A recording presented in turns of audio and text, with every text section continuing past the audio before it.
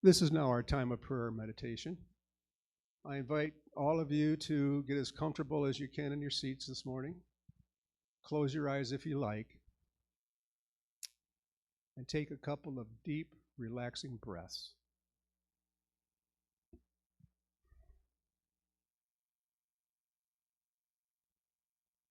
As you do,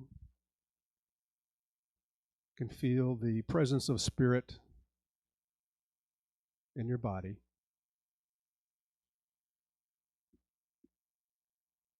Let any concerns you have about the day float away like clouds in the sky. Any anxiety, any concern, any trepidation at all at this point is gone. We are here together in this moment only. And from this place we realize the oneness that we all are, the connectedness to one another, to nature, to all of Mother Earth, and to God. At these times, we are in a state of peace and love. There are times, however, when that connectedness does not seem to exist for us. Whatever the circumstance, when we feel separate from others and even from God, we may feel alone, abandoned, or left out. The truth is, at these times, they are the times that God is most present in our lives. We are wrapped with love. We are wrapped with connectedness. We are wrapped by protection. And even in those times where we may not be aware of it, we can rest assured that we are holy children of God and have everything we need to face life. So in the silence today, take a moment. Feel that connection with one another, with this space, and with the divine. And if you are in a place where it may be more difficult to feel those feelings today, know in your heart that you are loved, you are safe, and God is with you in the silence.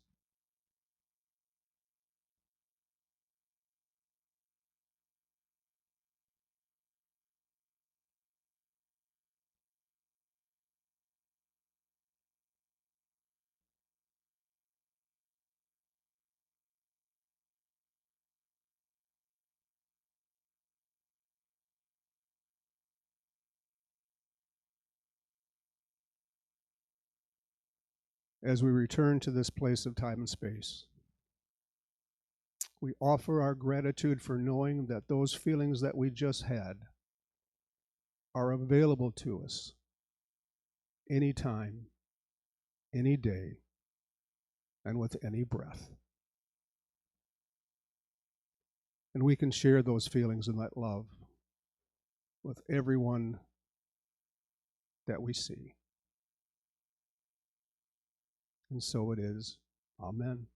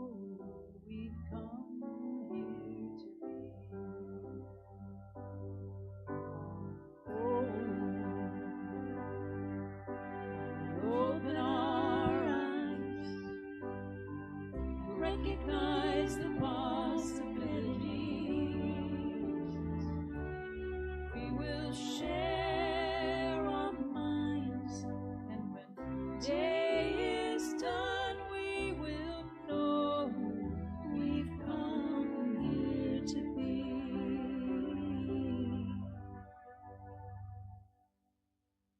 a light for justice,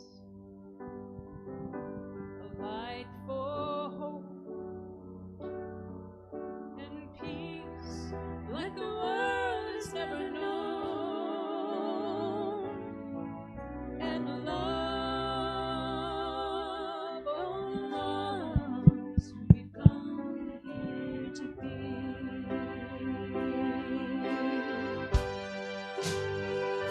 a light for freedom, a light for joy and healing like the world has never known, and love, oh love, so we've come here to be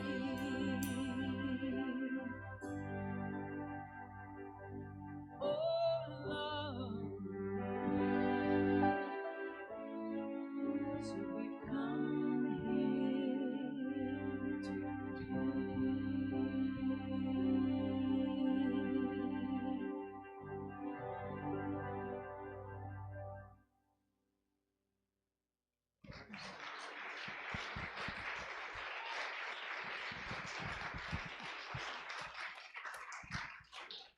Would you join me now in welcoming Reverend Kit Holmes?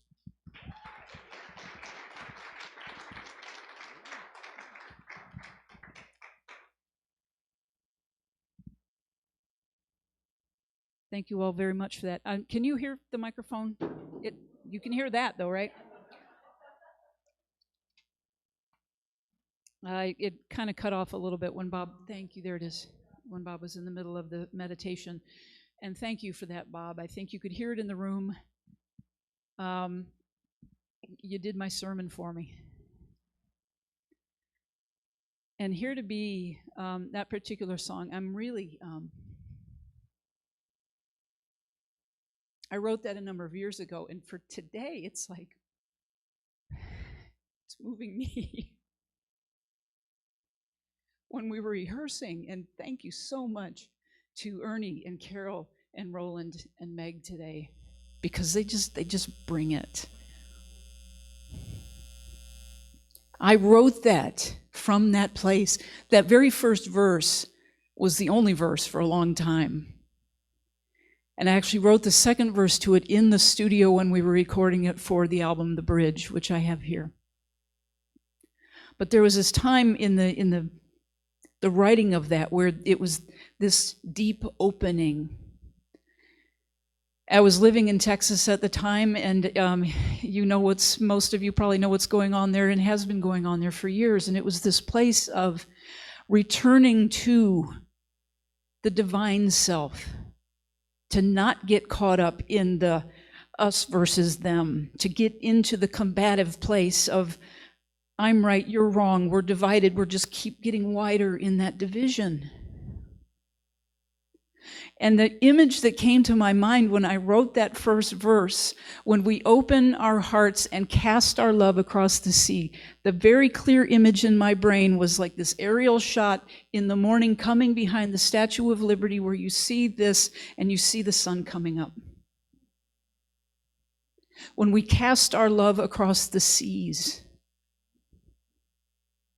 when we get out of this place of ego, and this is what I know you're talking about, this wrap-up of this chapter 4, heart-centered metaphysics, is the small self, the ego self, the personality self versus living from the divine self. It was a moving out of the way. It was a moving deeply within me that said, this is what we teach, this is what we practice living. There's been a lot of stuff just in the last month. And this morning, I just happened to pull up this thing. If you're familiar with the writer John Pavlovitz, he's very edgy. He's very he's a pastor. He's very progressive. He's very Christian in his thinking because he is very liberal in his thinking. He is very open in his thinking that there is not just one way to God. It's not political, it is humanist. It is the oneness that we talk about all the time. And he was talking about the heartbreak of what we are experiencing. Another person that said just this week about election anxiety.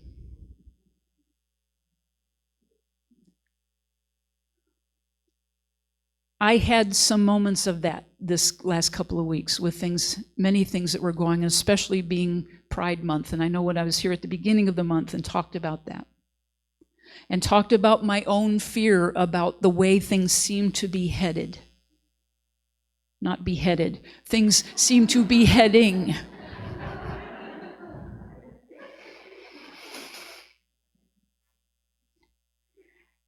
And this is where the rubber meets the road, y'all.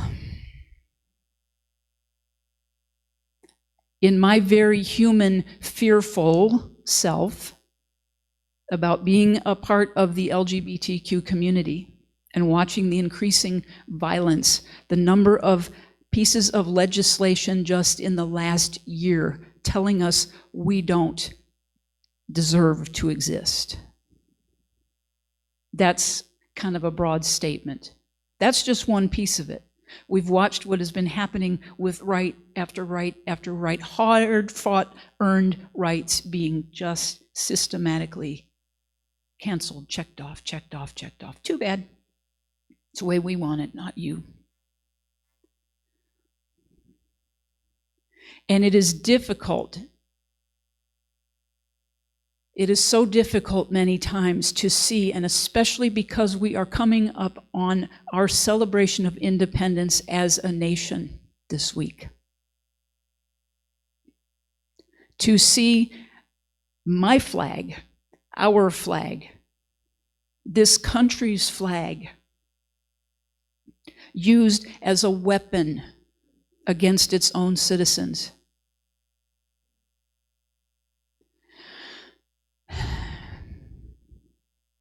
In my human fear for my own safety and my own life, I have the tendency to say, well, okay, yeah, want to be smart about this? Yes, my partner and I are talking, and I talked to you about this the first week of this month, when I was here the last time,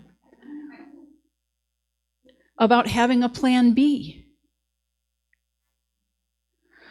And I got to tell you that the people that I've talked to lately are not just a part of the LGBTQ community saying we need a plan B about where are we going to go in this country. What country are we going to go to? It's many, many of us. And the thing that I got to, I think it was Wednesday night or Thursday night, I was awake at 4 a.m. with all of this going on. And the beautiful thing that happened was I had a little nice divine awakening, a little moment in my own healing.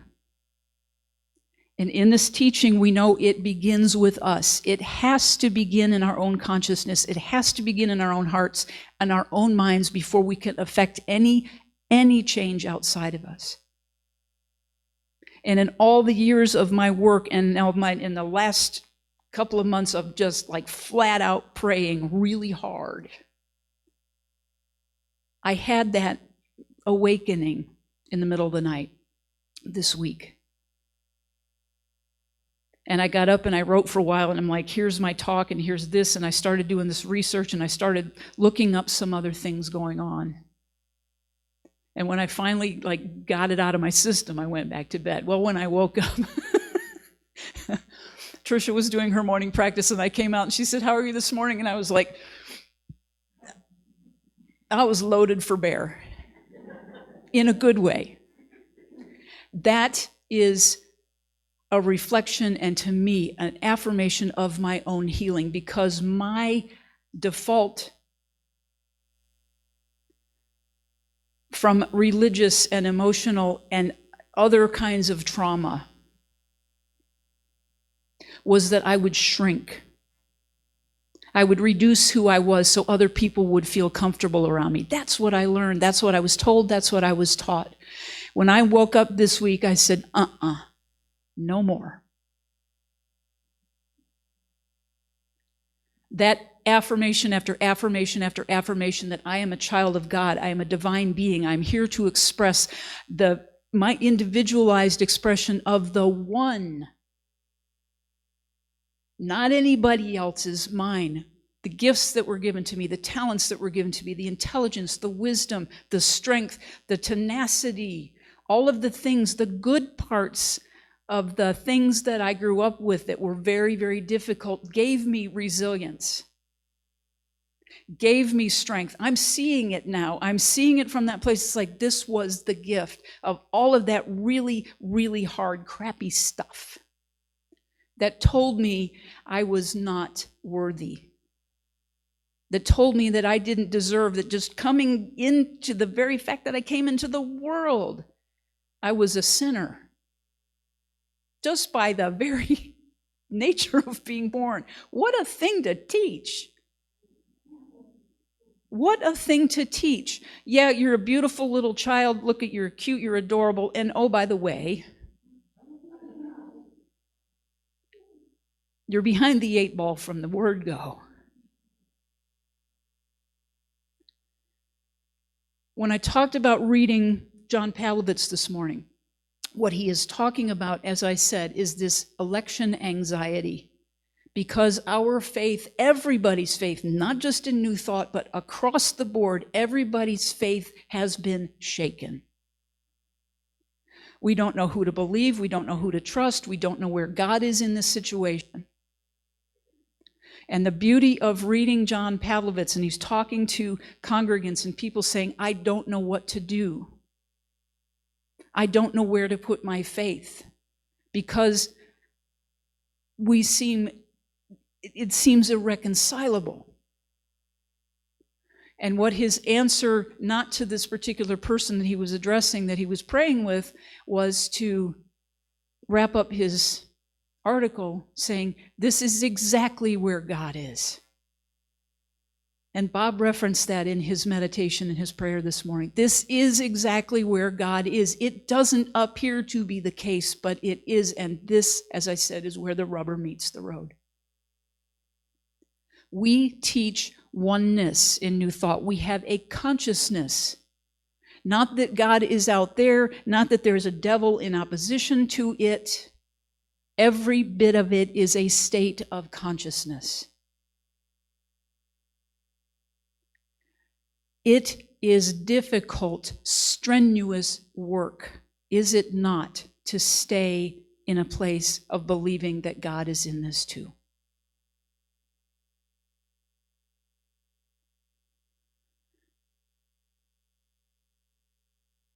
You can tell I'm a little wound up. But it feels really good, because it feels like that power, I know where to go. As a minister, all the training I've had, all the practice that I've done, as a coach, as a consciousness coach, I have an extensive toolkit to pull from. Many people don't.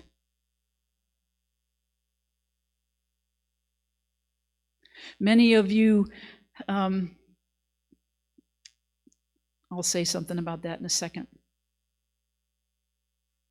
My colleague, Scott Aubrey, who has a website called spiritualpassages.org, I reference him all the time because he is an incredible database of quotes and sayings and articles in the New Thought and from all faiths, of things that apply to us on a daily basis. And his weekly email, the first thing was that he had an article from John Blake, who is a senior writer at CNN. And this is where the election anxiety thing came up. It's a beautiful article. He did a bunch of research, and he went back to looking at how do we handle this? And he said the first thing, he went back to the Emperor Marcus Aurelius around 180 Common Era. I think he was called the last of the 5 good emperors in Rome.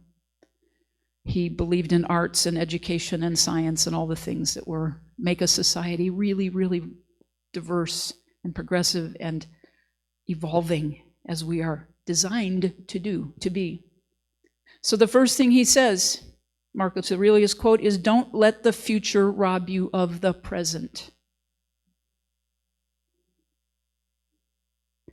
And that's where I can get caught up, where we can all get caught up, is we see patterns, we make assumptions that the future is going to be based on the patterns. Oh my God, the sky is falling, we're doomed. Do not, and this is what we teach here too, do not let the future rob you of today. Living in the present moment is the most difficult work that we do, and it is the most important that we do. We don't know what's going to happen. We have pundits, we have analysts, we have we have all the talking heads through all of every kind of media that you can think of. My advice in my election anxiety is turn it off. It is real easy to stay informed. It takes about 30 seconds to say, this is what happened today, then shut it off. Why? Because our work is to be present, that God is present in all of this. And we are, whether you realize it or not, we are all alive in this time in history for a reason. We are in this experience together. We have the ability to do that thing where two or more are gathered, to exponentially lift the consciousness of this country, of this planet. And you may say, well, I don't know, I can't do anything. Let me ask you this. Well, you don't have to raise your hands or anything like that. I'm going to figure you probably already know who you're going to vote for. I can't tell you, and I won't tell you who to vote for. So let it go. The millions and millions of dollars that are being spent on campaigns all across. Be here now. Do the interior work now. Do the healing work inside to say, I have a part in this. My individualized expression of the one is here now for a reason. You can back it up and say, you know what, I'm not feeling called to do anything. Okay. Get still, get quiet until you do know. Instead of flailing about, get quiet and find out what it is that Spirit wants to express through you in this. It's easy to say, very, very challenging in practice. But we have the power of the I am. A simple affirmation. I am peaceful. Thank you for pulling the Daniel Nahmad today, Carol, in that song. I'm already safe. I'm already home in my eternal soul. I'm already there. We're in the now, right now, in the now. Our most powerful tool in any of this, what do we do best? We pray. And how do we do that? We do it affirmatively, meaning we speak it in the now. It already exists in the one mind. It already exists in infinite potential. The peace, the beauty, the power, the joy, the community, the compassion, all of that already exists, but we have to tap into it in ourselves first and then outwardly. Seeing it in each other. And even those that we disagree with, I can guarantee you, are feeling just as fearful as we are.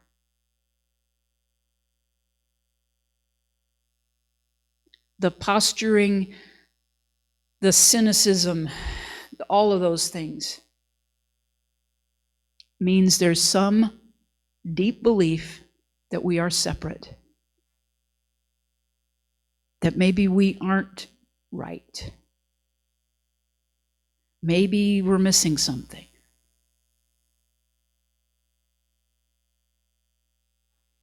That's the second part of this article that John Blake, and it's beautiful. He says, let go of the cynicism. It is a form of defensiveness.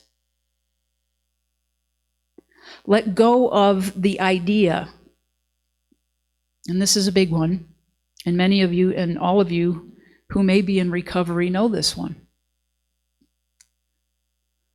God grant me the serenity to accept the things I can't change.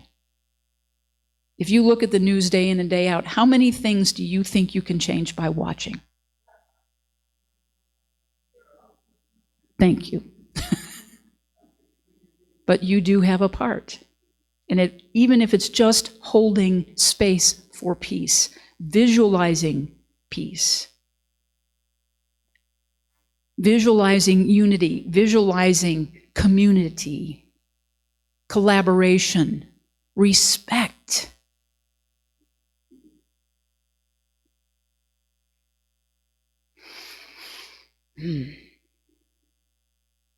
Kindness matters. That was his third point. I say that every week in my One Mind Wednesdays on Facebook Live, if you watch that. That's my tagline. We are all in the one mind together, which means we are all in this together. So kindness matters, and love is indeed the only answer. Love is who we came here to be. When I talk about affirmative prayer, and I talk about that we speak it in the present tense, I want to read you this prayer that was written by Ernest Holmes, founder of Science of Mind. And he wrote it in the July issue of the Science of Mind magazine in 1953.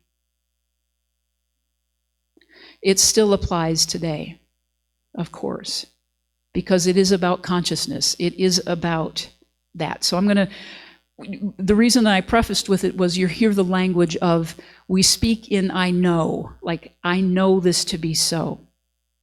In our affirmative prayer, we don't say, I hope this is going to happen. We say, I know this to be so. Why? Because it already exists in the one mind. So in that context, you'll hear this affirmative, quite affirmative prayer, and it is called My Prayer for My Country. Believing in the divine destiny of the United States of America and in the preservation of liberty, security, and self-expression for all, I offer this, my prayer for my country. I know that divine intelligence governs the destiny of the United States of America, directing the thought and the activity of all who guide its affairs. I know that success, prosperity, and happiness are the gifts of freedom and are the divine heritage of everyone in this country. I know that success, prosperity, and happiness are now operating in the affairs of every individual in this country. I know that divine guidance enlightens the collective mind of the people of this country, causing it to know that economic security may come to all without the loss of either personal freedom or individual self-expression.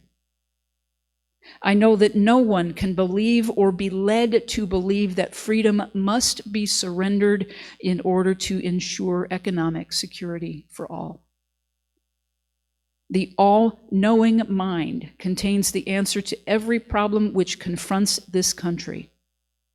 I know that every leader in this country is now directed by this all-knowing mind and has the knowledge of a complete solution to every problem. Each is compelled to act upon this knowledge, and to the end that abundance, security, and peace shall come to all. And I know that this spiritual democracy shall endure, guaranteeing to everyone in this country personal liberty, happiness, and self-expression. And so it is.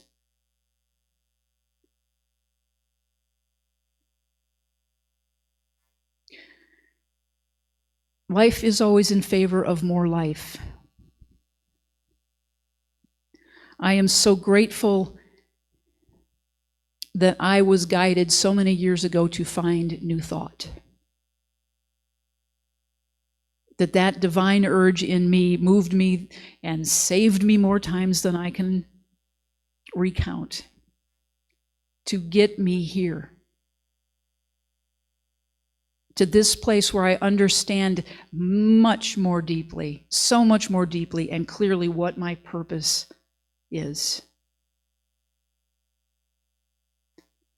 It is my job as a minister and a coach to help people see, recover, discover the light that already exists within. It is a privilege to do that. It is an absolute privilege.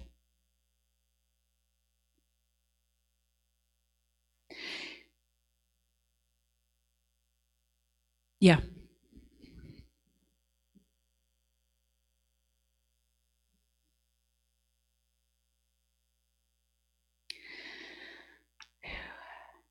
I'm going to read you some more Ernest Holmes because it's come from The Power of an Idea.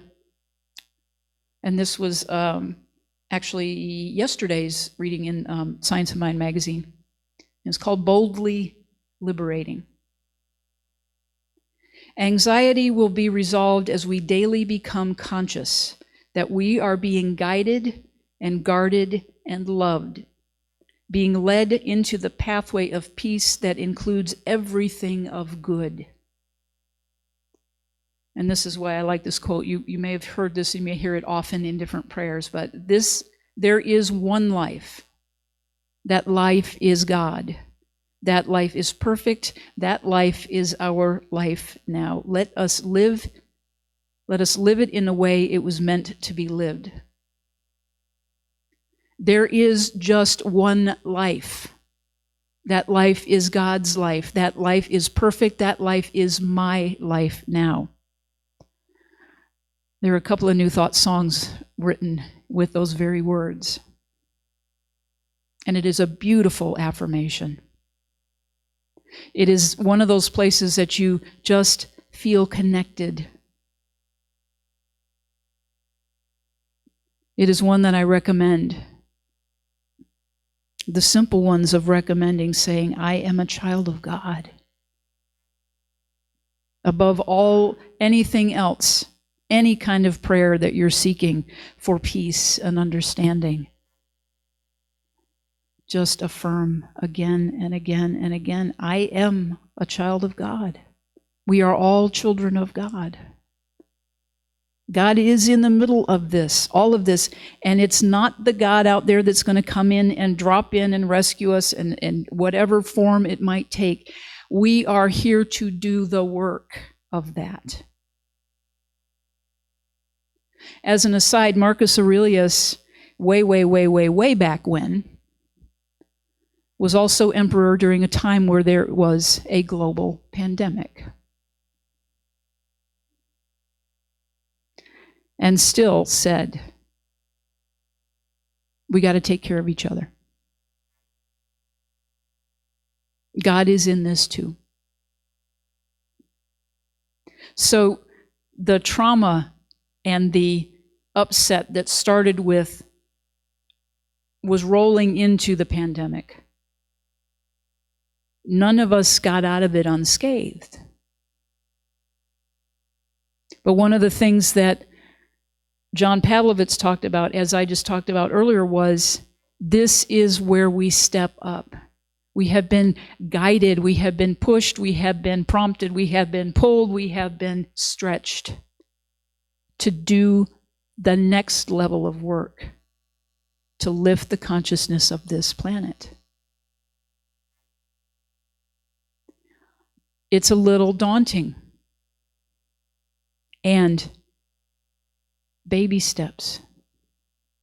Breathing and trusting and saying, grant me the serenity to accept the things I cannot change. Another version is, grant me the serenity to accept the people I cannot change.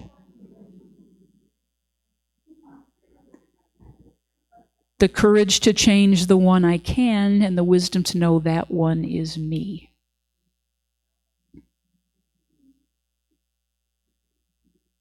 It begins in here. We can celebrate this week, of course, what it took to make this country free.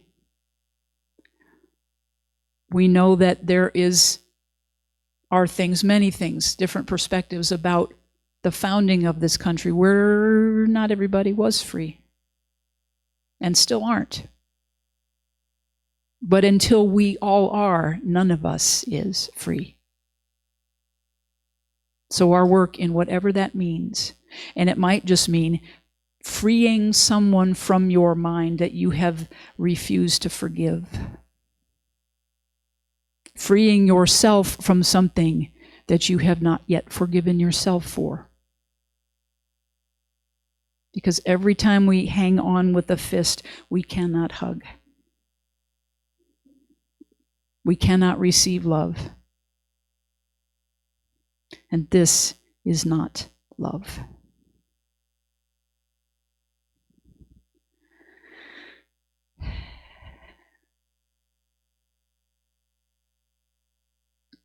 One last thing, I love using this quote so often because it has influenced so many of the songs and the things that I have done and the work that I've done and the spiritual practices. And many of you know this. Our deepest fear is not that we are inadequate. Our deepest fear is that we are powerful beyond measure. It is our light, not our darkness, that most frightens us. We may ask ourselves, who am I to be brilliant, gorgeous, talented, and fabulous? Actually, who are you not to be? You are a child of God. Your playing small does not serve the world. There is nothing enlightened about shrinking so that other people won't feel insecure around you. We are all meant to shine as children do. We were born to make manifest the glory of God that is within us. It is not just in some of us, it is in everyone. And as we let our own light shine, we unconsciously give other people permission to do the same. As we are liberated from our own fear, our presence automatically liberates others. So shine on, dear ones. It is an honor and a privilege to serve you. Thank you, and namaste.